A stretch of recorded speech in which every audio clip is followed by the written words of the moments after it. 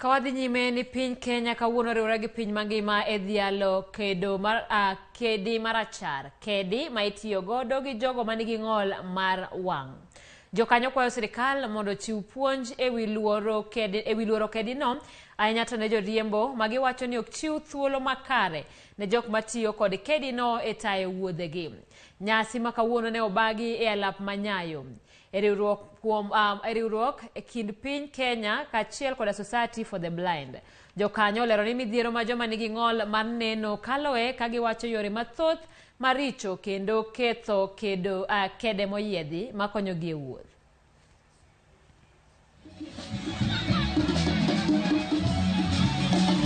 Is a symbol of independent living, so that a person who is visually impaired doesn't have to depend on others as much to move around, to do their things.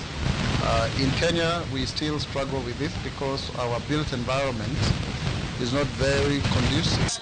Lack of this availability of these white canes all over the country, and from my experience coming from the rural places whereby we do not have these tools, it's very challenging, and we really need to look into how we can enable the communities at the lower level to own up this tool or device. We are calling on the government to see how we can come up with a partnership that will even give the society a certain amount of grant so that we can fill in the gaps.